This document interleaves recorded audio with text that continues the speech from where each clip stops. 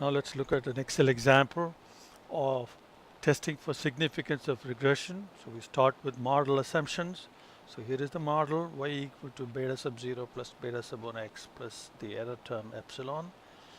So we have four assumptions. The first assumption is the error term e is a random variable with expected value of 0. So which means the expected value of y is beta sub 0 plus beta sub 1 x. The second assumption is the variance of epsilon, denoted by sigma squared, is the same for all values of x. Third assumption is that the values of the error term epsilon are independent. Then finally, the normal distribution assumption. The error term e is normally distributed random variable. If e is normally distributed, then y also is normally distributed. Then the regression, significant or not, is given by the hypothesis beta sub 1, the slope is equal to 0, which means it is not significant. It is not equal to 0, which means it is significant. So this is regression is significant, and if beta sub 1 is equal to 0, then the regression is not significant. If we want to do a t-test, then we can get the b sub 1 and s sub b sub 1 from the ANOVA table that we generated from regression data analysis command, which is equal to, so we have the b sub 1, and the standard error of b sub 1 is right next to it. So b60 is b sub 1 and c60 is s sub b sub 1. So now we can divide b sub 1 by s sub b sub 1. That will give us the calculated t statistic value.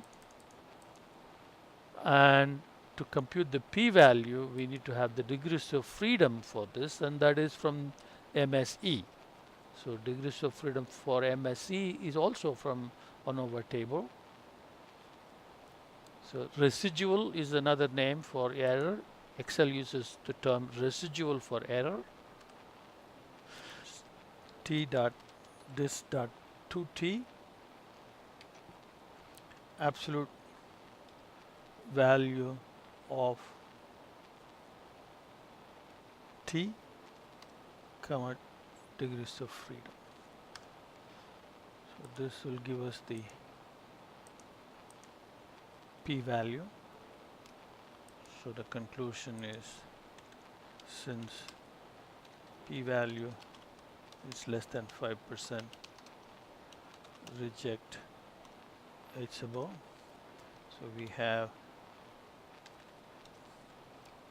sufficient sample evidence to conclude the regression between quarterly sales as the response variable and the student population as the independent variable is significant.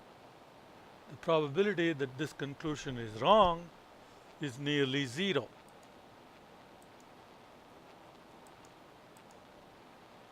Now we can conduct this test as an F test also, and the F tests, F value and the P values are in the ANOVA table. We can just go up to the ANOVA table and pick it up. That's our F, and right next to it is the P value. And of course we're going to get the same conclusion as in the t-test. Now we can do a confidence interval for beta sub 1, and that's the formula. So we get the b sub 1 and s sub b sub 1 once again from the regression results. So that's our b sub 1. Right next to it is s sub b sub 1. Then let's assume 95% confidence level. So 1 minus that is alpha. Degrees of freedom, once again from the ANOVA table, error degrees of freedom, which Excel calls residual. And then t table value is t dot inv dot 2t, alpha, comma degrees of freedom. and the margin of error is T times S sub B sub 1, and then B sub 1 minus margin of error is the lower limit, S sub B sub 1 plus margin of error is the upper limit. Our interpretation, and remember these are in thousands, the same unit as the Y. So we can say we are 95% confident that for each additional 1,000 students on campus, the quarterly sales will increase by 3,062, 662 and 6,338.